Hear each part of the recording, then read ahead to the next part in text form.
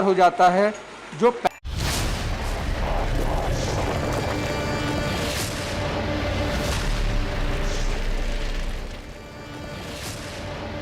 नमस्ते, मुद्दा करो में देख रहे हैं आप। आपके साथ मैं हूं अर्पिता आर्या। कोरोना का खतरा अभी खत्म नहीं हुआ, इसलिए लगातार हम आपसे अपील कर रहे हैं कि मास्क जरूर पहने, क्योंकि मास्क है तो ही आप सुरक्षित हैं। इसके लिए हमने एक मुहिम भी शुरू की है, #मास्क पहनो इंडिया, जिसके माध्यम से न्यूज़ 18 इंडिया आपसे लगातार अपील कर रहा है कि मास्क है तो ही आप सुरक्षित हैं, इसलिए मास्क जरूर पहने।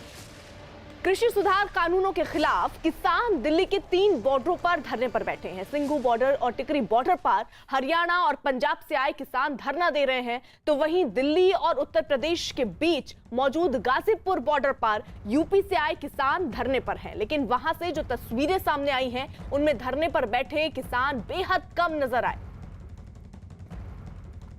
तो ये गाजीपुर बॉर्डर का हाल आप देख रहे हैं, जहां पर पहले भारी तादाद में किसान जो आंदोलन करने के लिए पहुंचे थे वो दिखते नजर आते थे, लेकिन ऐसे में अब ये तादाद कुछ कम दिखने लग गई है। गाजीपुर बॉर्डर की तस्वीर हम आपको दिखा रहे हैं।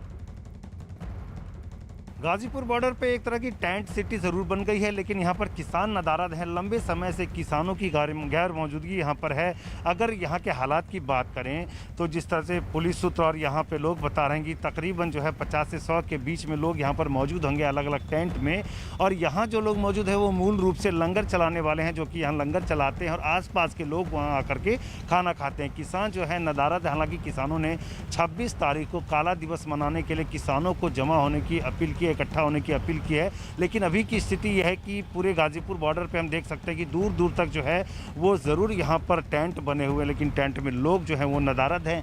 यहाँ आप देख सकते हैं कि सामने कुछ पुलिस वाले ज़रूर मौजूद हैं ताकि वो नज़र रख सकें कि कानून व्यवस्था बनी रहे, लोग सुरक्षित रहें। एक बड़ी बात यह है कि हम यहाँ देख रहे हैं कि जो एक किसान नेता या किसान यहाँ पर मौजूद हैं, किसी ने मास्क तक नहीं लगा रखा, यानी कि ये एक खतरे की बात है। लगातार ये कहा जा रहा है कि लोग मास्क लगाएं, सोशल डिस्टेंसिंग का पालन करें, सफाई स्वच्छता रखें ताकि कोविड-19 से बचा जा सके।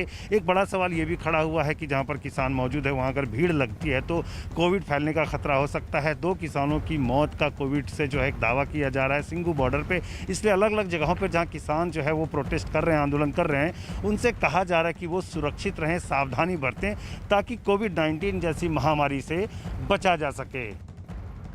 कोरोना महामारी के बीच कृषि सुधार कानून को रद्द करने की मांग कर रहे किसानों के आंदोलन ने अब सरकार ही नहीं, खुद किसानों की भी चिंता बढ़ा दी। आंदोलन में शामिल 2 किसानों की कोरोना से मौत हो जाने के बाद भारतीय किसान यूनियन के एक गुट ने आंदोलन खत्म करने की अपील कर दी। तो वहीं पंजाब और हरियाणा सरकार की तरफ से आरोप लगे कि आंदोलन से गांव लौटने वाले किसानों की वजह से ही राज्य में कोरोना फैल रहा है।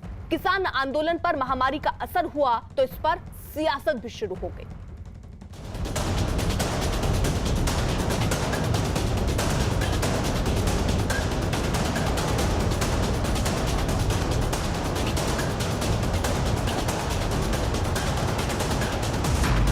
किसान आंदोलन पर कोरोना का कहर।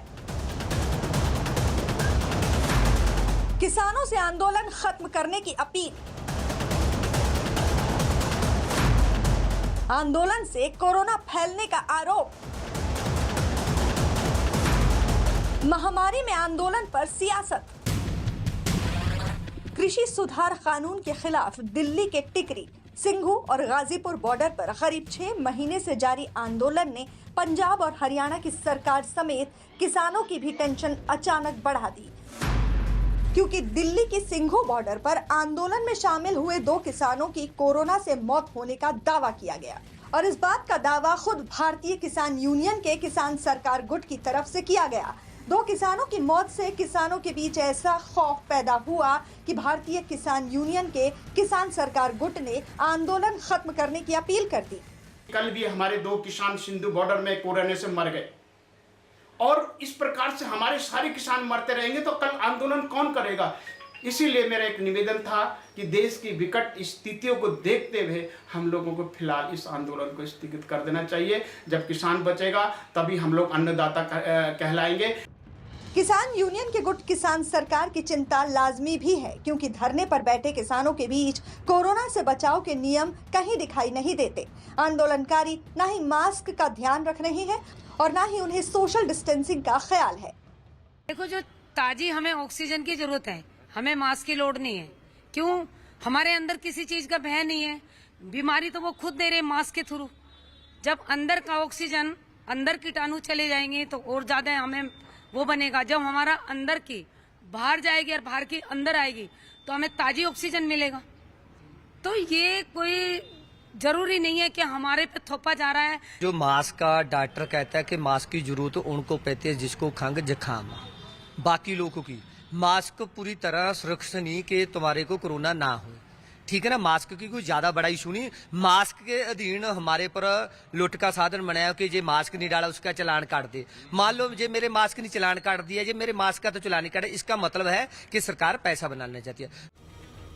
ऐसी लापरवाही के बीच पंजाब सरकार और बीजेपी का भी दावा ये है कि दिल्ली बॉर्डर पर जारी आंदोलन में शामिल होकर पंजाब लौट रहे किसानों की वजह से गांव में कोरोना तेजी से फैल रहा है। एक कारण ਇਹ ਵੀ ਹੈਗਾ ਵਾ ਜਿਹੜੇ ਸਿੰਘੂ ਬਾਰਡਰ ਤੇ ਕਿਸਾਨ ਵੀਰ ਉੱਥੇ ਲਾ ਕੇ ਸਮਾਂ ਆਉਂਦੇ ਨੇ ਉਹਨਾਂ 'ਚ ਇਹ ਗੱਲ ਹੈਗੀ ਆ। ਇੱਕ ਕਾਰਨ ਹੈਗਾ ਪਰ ਇਹੋ ਹੀ ਕਾਰਨ ਨਹੀਂ, ਇਹ ਗੱਲ ਗਲਤ ਹੈ। ਇਹ ਗੱਲ ਅਸੀਂ ਹੁਣ ਆਖਿਆ ਵੀ ਜਿਹੜੇ ਦਿੱਲੀੋਂ ਆਉਂਦੇ ਨੇ ਆਣ ਕੇ ਸਭ ਤੋਂ ਪਹਿਲਾਂ ਕੰਮ ਪਹਿਲਾਂ ਟੈਸਟ ਕਰਾਉਣ ਤੇ ਜਿੰਨੀ ਦੇਰ ਤੱਕ ਉਹ ਟੈਸਟ ਦਾ ਰਿਜ਼ਲਟ ਹੀ ਉਹਨਾਂ ਦਾ ਆਪਣੇ ਆਪ ਨੂੰ ਆਈਸੋਲੇਟ ਰੱਖਣ। बॉर्डरों पे जो भीड़ जमा थी, बड़ी संख्या में एक साथ रह रहे थे, अनेक लोग उसमें बीमार हो गए, अनेक लोगों को कोरोना हो गया। और जब वो वापस लौट रहे हैं, अब तक गांव सुरक्षित थे, गांव में कोई बीमारी नहीं थी, लेकिन जैसे जैसे किसान इस आंदोलन के वापस लौटता गया है और उसके बाद कोरोना ने गांव में भी अपने पैर पसारना शुरू किया है। किसान आंदोलन की अगुवाई करने वाले किसान प्रतिनिधि वो भी जिम्मेदार हैं। पंजाब सरकार की ऐसी चिंता की सबसे बड़ी वजह राज्य में कोरोना से मचा हाहाकार है। रोजाना यहां नए मरीजों की संख्या हजारों में सामने आ रही है।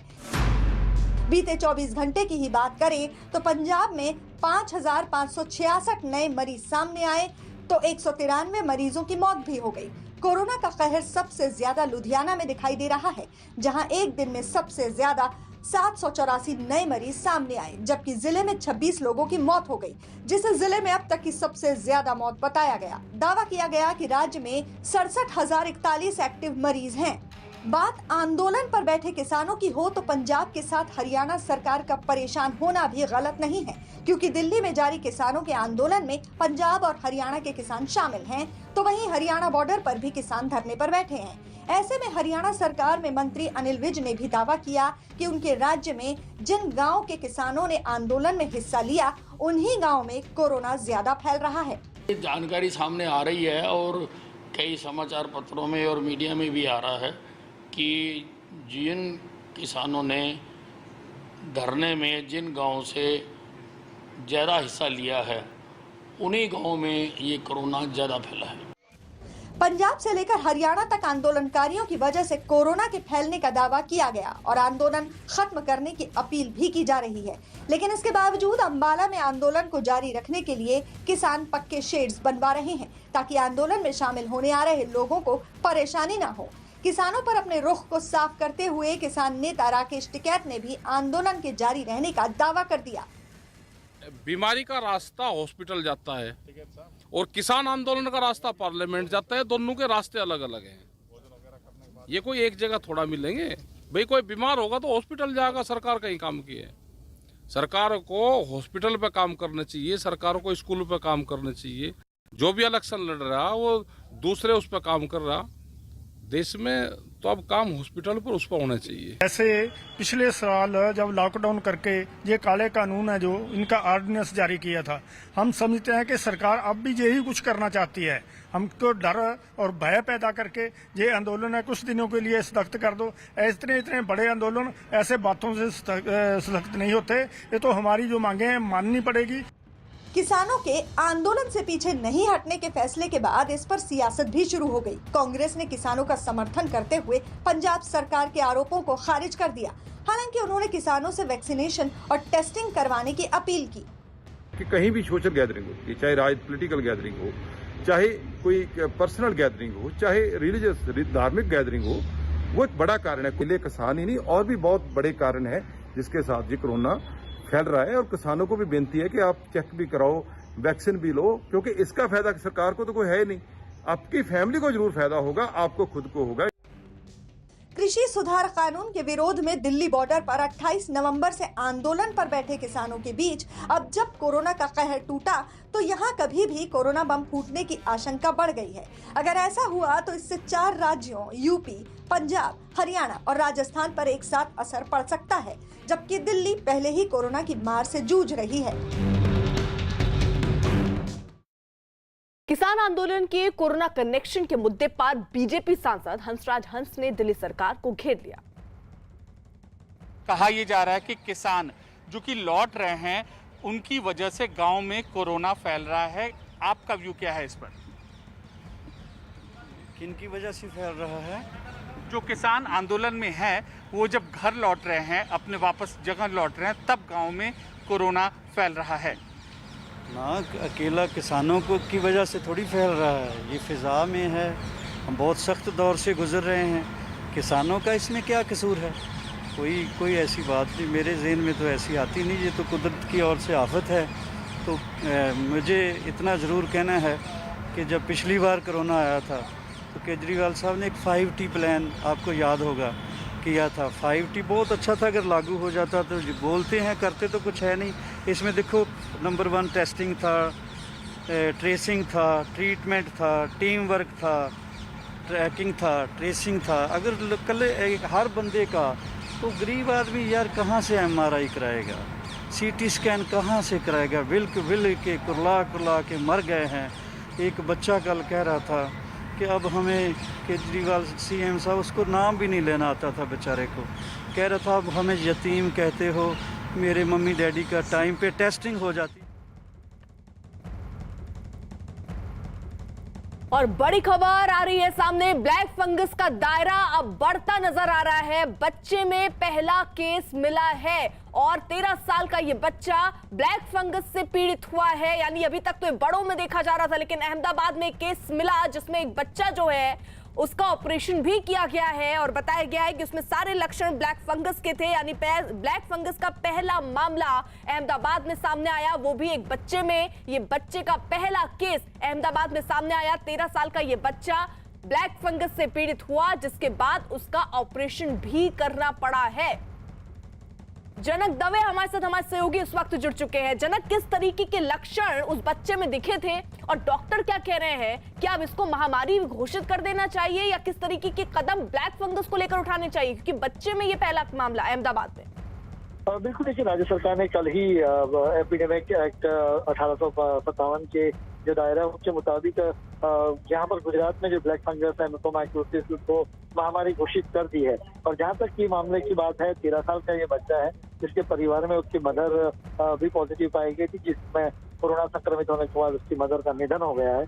और बच्चे में पूरे लक्षण में कोरोना के थे, उसके बाद वो नेगेटिव भी हो चुका था और उसके बाद म्यूकोमाइकोसिस के लक्षण उसमें पाए गए थे और उसकी जान बचाने के लिए, चूंकि म्यूकोमाइकोसिस का जो संक्रमण है उसके बॉडी में भी फैल रहा था, जैसे में जो डॉक्टर से हमें जानकारी मिल पाई उसके मुताबिक उसे ऑपरेट किया गया है। फिलहाल तो उसकी जान बचा दी गई है, लेकिन म्यूकोमाइकोसिस का बच्चों में पहला मामला, क्योंकि अब तक म्यूकोमाइकोसिस के मामले तकरीबन 1,500 जितने मामले गुजरात में पाए गए हैं, उसमें सबसे ज्यादा अहमदाबाद में पाए गए हैं। तो उसमें बच्चों में पहला मामला ये सामने आया है। ये वाकई में चिंता की बात है और महामारी वैसे भी सरकार ने घोषित कर दी है, लेकिन बच्चों में इस तरह का मामला सामने आने के बाद एक जाहिर सी बात है, अभिभावकों में भी इस मामले को लेकर चिंता जाहिर है।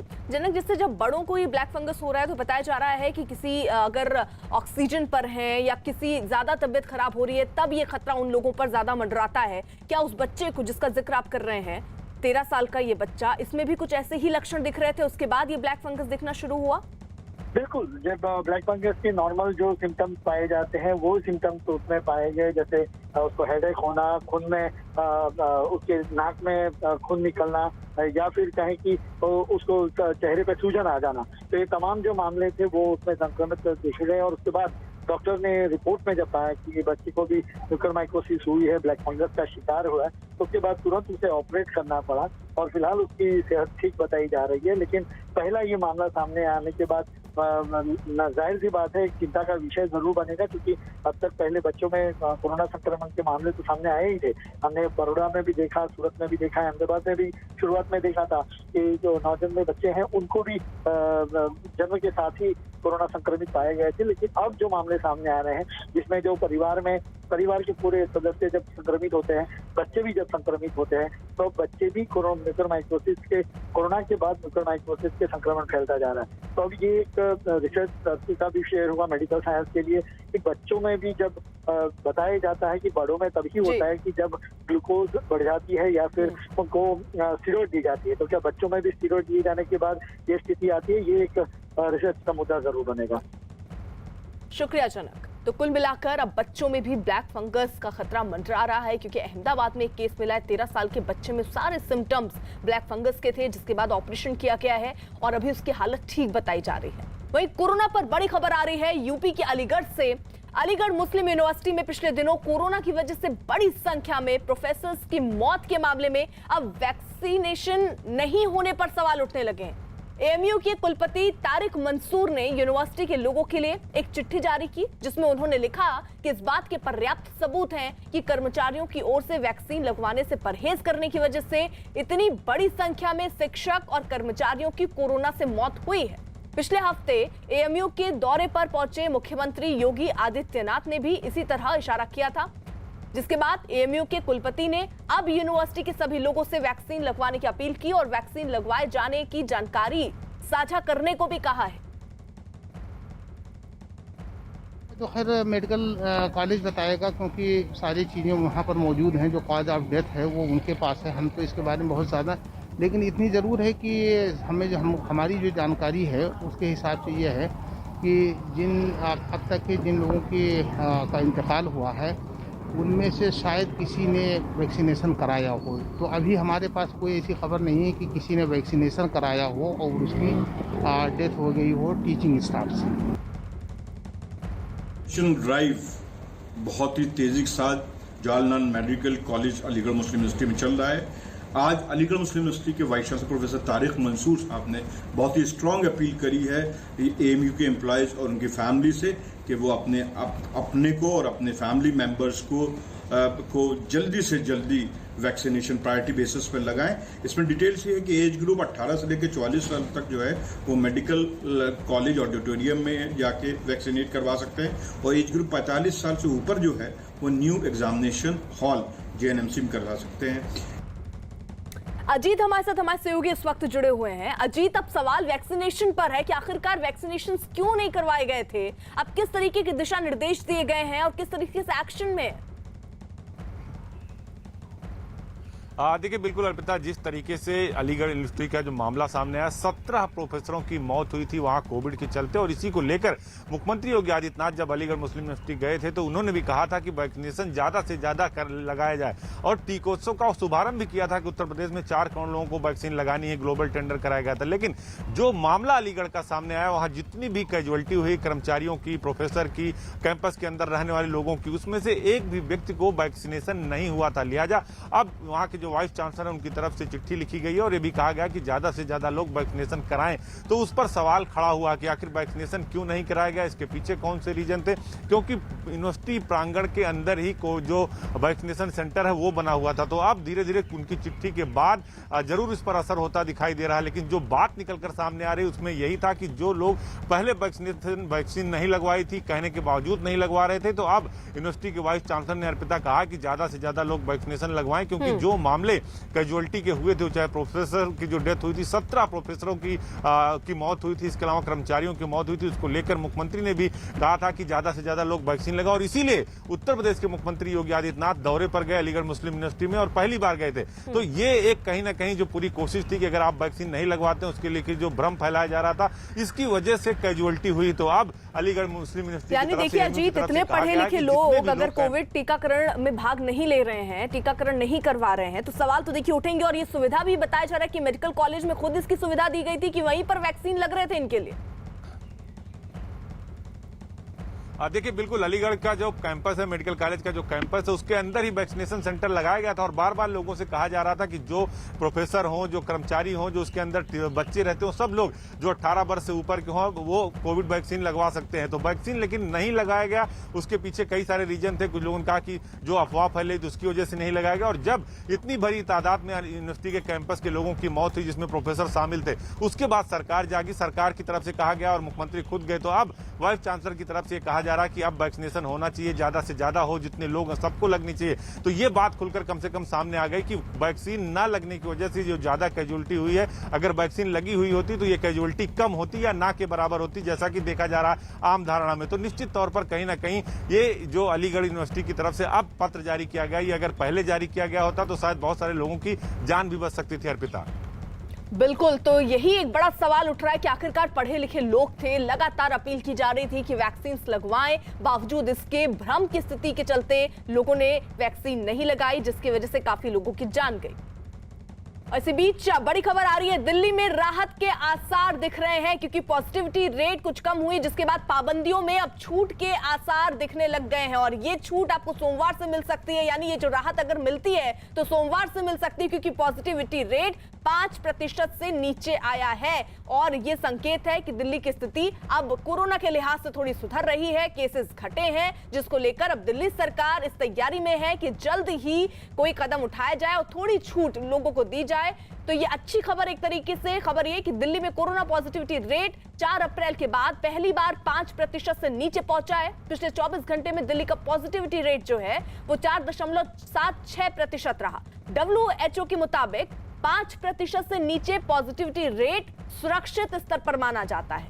पॉजिटिविटी रेट में कमी आने के बाद अब अटकलें ये लगाई जा रही हैं कि दिल्ली में पाबंदियों में छूट मिल सकती है। पिछले 24 घंटे में दिल्ली में 3000 से ज्यादा केस सामने आए, जो 1 अप्रैल के बाद सबसे कम नए मामले हैं। इस दौरान 252 लोगों की मौत हुई। दिल्ली में अब कोरोना एक्टिव मामलों की संख्या 36,000 के नीचे पहुंच गई है।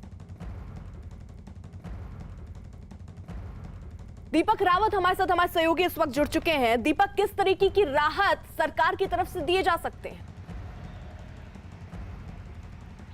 अर्पिता, राहत की बात यह है, सबसे पहले तो पॉजिटिविटी रेट जो है वो सबसे कम इस वक्त नजर आ रहा है। करीबन महीना भर गुजर गया, उसके बाद अब ये रेट सामने आया है और एक दिन में बात करें तो कल 5.5 रेट सामने आया था। पॉजिटिविटी रेट जो था वो अब 4.7 के आसपास आ गया है। तो कहीं ना कहीं रोजाना अगर बात करें तो इसमें काफी कमी आ रही है और सरकार ये मान के चल रही है कि आने वाले 2 दिनों में ये और भी कम हो जाएगा, यानी कि 2 या 3% के आसपास पहुंच सकता है। और ऐसे में सरकार ने यह भी तय कर लिया है कि लॉकडाउन में ढील दी जा सकती है, क्योंकि दिल्ली में काफी लोग ये मांग कर रहे हैं कि अब जब केसेस में कमी आई है, संक्रमण दर कम हो गई है, तो इसमें ढील दी जानी चाहिए। तो इस पर विचार होगा। कल दिल्ली के मुख्यमंत्री का एक बयान भी सामने आया जिसमें उन्होंने कहा कि वो इस वीकेंड पे यानी कि शनिवार या इतवार में वो एलजी से मुलाकात करने वाले हैं। एलजी से मुलाकात में वो यही बात सामने रखेंगे कि दिल्ली में अब संक्रमण दर काफी ज्यादा घट गई है, 5% से नीचे आ गई है, जो कि काफी बेहतर मानी जाती है। केसेस भी लगातार घट रहे हैं और जो मौतें हैं उनका भी आंकड़ा घट रहा है।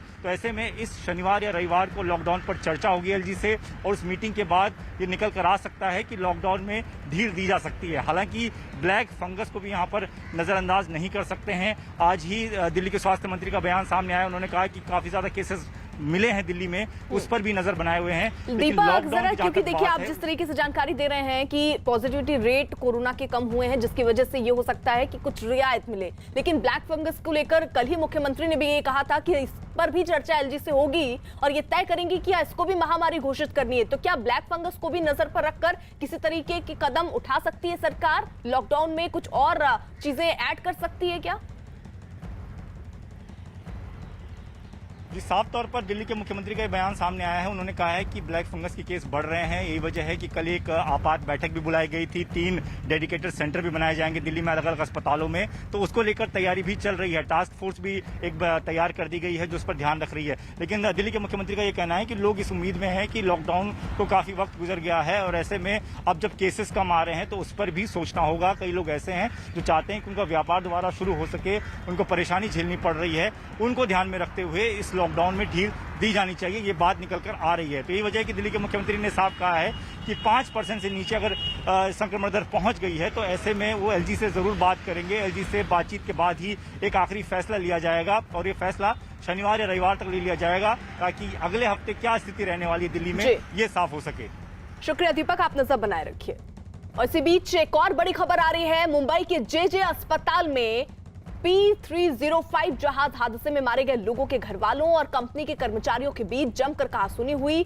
P305 जहाज टाउटे तूफान की चपेट में आने से समंदर में डूब गया था और इस हादसे में कई कर्मचारी मारे गए थे, जिनके शव अस्पताल में पोस्टमार्टम के लिए लाए गए, जिन्हें पहचान के बाद उनके घर वालों को सुपुर्द किया जा रहा था। लेकिन घर वाले कंपनी के अफसरों के पहुंचने तक शव नहीं ले जाने पर अड़ गए। हालांकि कंपनी की तरफ से उन्हें 5 लाख रुपए का मुआवजा देने की बात कही गई है। शादी हुआ है, 5 महीना का बीबी प्रेग्नेंट है। उसका कौन है? मैं मानता हूँ वो तो मैं नहीं दे सकता हूँ। हाँ, वो जो हो रहा है 12 तारीख का डिसीजन का फाइल बताओ मेरे को। 12 तारीख को तुम्हारा वर्क, मेरी बात सुनो। एक मिनट, आप जो ये 5 लाख रुपया अभी दे रहे हैं और बाद में कह रहे हैं 6 साल तक मैं दूंगा, उसको आपको लिखित स्टैम्प पेपर हर वर्कर को देना पड़ेगा, लिखित देना पड़ेगा। आशीष हमारे सहयोगी इस वक्त जुड़ चुके हैं। आशीष, फिलहाल वहां पर स्थिति क्या है? क्या जो परिजन वहां पर पहुंचे हैं वो अभी भी वहां पर मौजूद हैं और कह रहे हैं कि जब तक अधिकारी उनके पास उनसे बात करने नहीं आते तब तक नहीं हटेंगे वो? जी, मौके पर इस वक्त पुलिस पहुंच चुकी है और पुलिस ने जो है हालात को संभाल लिया है। पुलिस के लिए सबसे बड़ी परेशानी का सबब यह है कि वो ऐसे परिवार वालों को कैसे समझाएं जो परिवार के लोग अपने लोगों को, जो जिन लोगों ने अपने परिवार वालों को खोया है, उन्हें आइडेंटिफाई करने के लिए आ रहे हैं, लेकिन उन परिवार वालों का पता नहीं चल पा रहा है। कंपनी से लोगों की नाराजगी ये थी कि कंपनी ने कोई भी रिकॉर्ड जो है वो मृत कर्मचारियों के नहीं बनाए हुए थे जो पुलिस को सौंपे गए, जिससे उन्हें आइडेंटिफाई किया जा सके। लिहाजा और गैर लापरवाही और कहीं ना कहीं लापरवाही का जो रवैया था कंपनी का और जिस तरह से वो हर चीजों को नजरअंदाज कर रहे थे, उसी को लेकर जब कंपनी को लोग यहाँ पे पहुंचे तो मृत परिवार वालों के घर वालों ने जो है उन्हें घेर लिया और सीधे जो है वो इनकार कर दिया था कि वो इन लाशों को नहीं लेकर जाएंगे जब तक कि कंपनी के ऊपर कार्रवाई नहीं होती। आखिरकार पुलिस ने मौके पर पहुंच कर घर वालों को समझाया है कि कानूनी तौर पर हर कार्रवाई की जाएगी। फिलहाल जो है प्राथमिकता ये है क्योंकि बॉडी डिकम्पोज कंडीशन में है, लिहाजा परिवार वाले अपने परिजनों का की पहचान करें, दस्तावेज तैयार करें और उनका अंतिम संस्कार की व्यवस्था पे पहले ध्यान दें और बाकी कानूनी कार्रवाई जो कंपनी पे है वो पुलिस जरूर करेगी। इस तरह के आश्वासन के साथ फिलहाल स्थितियां नियंत्रण में है। जी, बहुत बहुत शुक्रिया आशीष आपका तमाम जानकारी के लिए। तो पीड़ित घर वालों का जो हंगामा था फिलहाल वो थमा है क्योंकि पुलिस वहां पर पहुंची और पूरे भरोसे पुलिस की तरफ से भी दिया गया है कि फिलहाल शव को ले जाएं, अंतिम संस्कार करें और जो कानूनी प्रक्रिया है वो पूरी की जाएगी। कोरोना की तीसरी लहर में बच्चों को सबसे ज्यादा खतरा बताया जा रहा है और इससे निपटने के लिए सरकार की तरफ से तैयारियां भी शुरू कर दी गई हैं। जानकारों के मुताबिक कोरोना की तीसरी लहर दिसंबर तक आ सकती है, जो बच्चों के लिए सबसे ज्यादा घातक साबित हो सकती है। यही कारण है कि देश के सभी राज्यों ने कोरोना से निपटने की तैयारी शुरू कर दी है। एक दिन पहले खुद प्रधानमंत्री नरेंद्र मोदी ने भी तीसरी लहर में बच्चों पर मंडरा रहे खतरे को देखते हुए तैयार रहने को कहा है। वायरस म्यूटेशन की वजह से अब युवाओं और बच्चों के लिए भी ज्यादा चिंता जताई जा रही है। अभी तक हमारी जो रणनीति रही है, आपने जिस तरह फील्ड में काम किया है उसने इस चिंता को उतना गंभीर होने से रोकने में मदद तो की है, लेकिन हमें आगे के लिए और अधिक तैयार रहना ही होगा। और सबसे पहला काम आप कर सकते हैं कि अपने जिले में युवाओं बच्चों में संक्रमण और उसकी गंभीरता के आंकड़े व्यवस्थित करें। कोरोना संकट पर वाराणसी के डॉक्टरों से चर्चा के दौरान प्रधानमंत्री ने ब्लैक फंगस को नई चुनौती बताया और इसे निपटने के लिए ज्यादा सावधानी की जरूरत बताई। हमारी इस लड़ाई में अभी इन दिनों ब्लैक फंगस की एक और नई चुनौती भी सामने आई है। इससे निपटने के लिए जरूरी सावधानी और व्यवस्था पर ध्यान देना जरूरी है। अभी जब मैं आप लोगों से बात कर रहा था तो उसके लिए जो भी मेरे पास जानकारियां थी वो मैं आपके साथ शेयर भी की थी। कोरोना की तीसरी लहर में बच्चों पर खतरा तो बना ही हुआ है, लेकिन अभी वो बच्चे जो कोरोना से ठीक हो रहे हैं उनमें मल्टी सिम्टम इन्फ्लेमेटरी सिंड्रोम नाम की बीमारी दिखने को मिल रही है। कोरोना से ठीक होने के बाद ये बीमारी ज्यादातर बच्चों को अपना शिकार बना रही है। नागपुर में 83 मामले ऐसे सामने आए हैं जिसने डॉक्टरों की चिंता बढ़ा दी। नागपुर के अलावा राजस्थान में भी कुछ ऐसे केसेस देखने को मिले हैं। राजस्थान में कोरोना से ठीक होने के बाद 60 बच्चे इस बीमारी के शिकार हुए हैं। इनमें से 25 बच्चे जयपुर और 13 बच्चे जोधपुर में हैं। इस बीमारी में बुखार के साथ साथ बच्चों की आंखों पर सूजन आ जाती है। डॉक्टरों के मुताबिक इस सिंड्रोम के लक्षण कोरोना से ठीक हुए बच्चों में 2 से 6 हफ्ते के बीच दिखाई देते हैं। विशेषज्ञ बताते हैं कि कोरोना से ठीक होने के बाद बच्चों में अचानक से कोरोना एंटीबॉडी बढ़ जाता है। तो घर में मेडिसिन देने के बावजूद भी उसका बुखार कम नहीं हो रहा था। उसके बॉडी पर कहीं सूजन थी, रैशेस थे, आंखें लाल हो गई, टेम्परेचर, और इस सब बातों की वजह से हमने उसको हॉस्पिटल में एडमिट किया।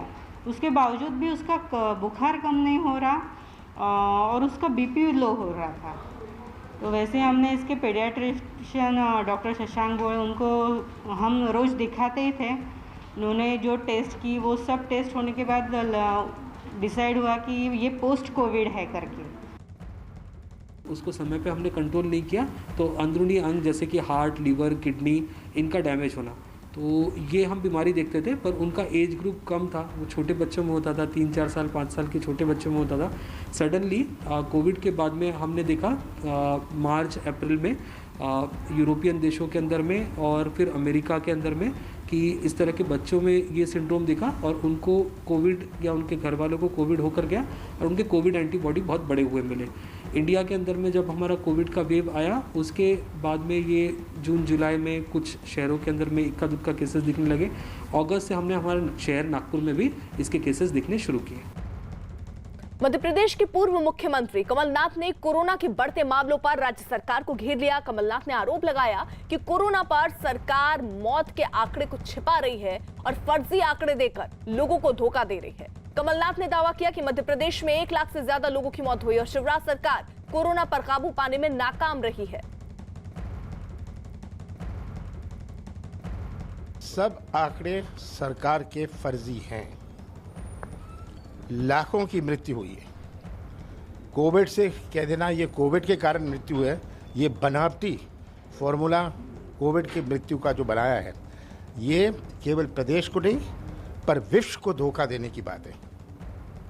मध्य प्रदेश उसका उदाहरण है कि भोपाल और अन्य जिलों में मैंने हिसाब लगाया है 1 लाख से ज़्यादा लोगों की मृत्यु हुई है। कमलनाथ के आरोपों पर मध्य प्रदेश के चिकित्सा शिक्षा मंत्री विश्वास सारंग ने पलटवार किया और मौत के आंकड़ों पर राजनीति करने का आरोप लगाया। साथ ही विश्वास सारंग ने यह भी दावा किया कि उनकी सरकार ने न तो कोरोना पॉजिटिव मरीजों की संख्या छिपाई, न ही मौतों का आंकड़ा। अब देखिए, कमलनाथ जी तो घर से एक दिन बाहर निकले नहीं। जब कोरोना मध्य प्रदेश में पैर पसार रहा था, जब कमलनाथ जी मध्य प्रदेश के मुख्यमंत्री थे, यदि वो सही उपाय कर लेते तो मध्य प्रदेश की यह स्थिति नहीं बनती। जब कमलनाथ जी मुख्यमंत्री थे तो उन्होंने कोरोना की बजाय आईफा पर ज्यादा ध्यान दिया और अब आकर राजनीति करना, चाहे मौत के आंकड़ों की बात हो चाहे व्यवस्थाओं की बात हो, मुझे नहीं लगता है कि इस तरह से मौतों पर राजनीति करना किसी राजनेता को शोभा देता है। अरब सागर में जहाज के डूबने से हुई मौतों के मामले में जहाज के कैप्टन पर मुंबई पुलिस ने केस दर्ज किया है। बार्ज P305 के कैप्टन राकेश बल्लभ और दूसरे लोगों के खिलाफ गैर इरादतन हत्या के मामले में यह केस दर्ज किया गया। यह केस जहाज के चीफ इंजीनियर मुस्तफिजुर रहमान शेख की शिकायत के बाद दर्ज किया गया। चीफ इंजीनियर रहमान शेख ने अपने बयान में दावा किया कि चक्रवाती तूफान टाउटे की चेतावनी के बाद भी कैप्टन राकेश बल्लभ ने लापरवाही करते हुए जहाज तूफान में फंस गया। उनकी लापरवाही की वजह से और इतना बड़ा हादसा हुआ। एफआईआर हमने जो बार्ज के इंजीनियर है रहमान शेख साहब, उनके कंप्लेंट के ऊपर हमने ये एफआईआर दाखिल की है। FIR is registered under 304 part 2 338 of IPC. Which is culpable homicide not amounting to murder. तो इसमें बेसिकली अभी बहुत प्राइमा फेसी होगा बोलना कि इसमें किसकी रिस्पॉन्सिबिलिटी होगी और क्या है। इसमें we will take help of the experts in this particular field and then go as per the SOP of the investigation. Oxygen कालाबाजारी के आरोप में गिरफ्तार किए गए कारोबारी नवनीत कालरा के खिलाफ कार्रवाई जारी है। केंद्रीय जांच एजेंसी ईडी ने आज नवनीत कालरा के 9 ठिकानों पर एक साथ छापा मारा। छापेमारी की ये कार्रवाई दिल्ली NCR के अलग अलग इलाकों में हुई, जिसमें नवनीत कालरा का घर, दफ्तर और फार्म हाउस भी शामिल है। बताया जा रहा है कि अभी भी नवनीत कालरा के कुछ ठिकानों पर छापेमारी की कार्रवाई जारी है।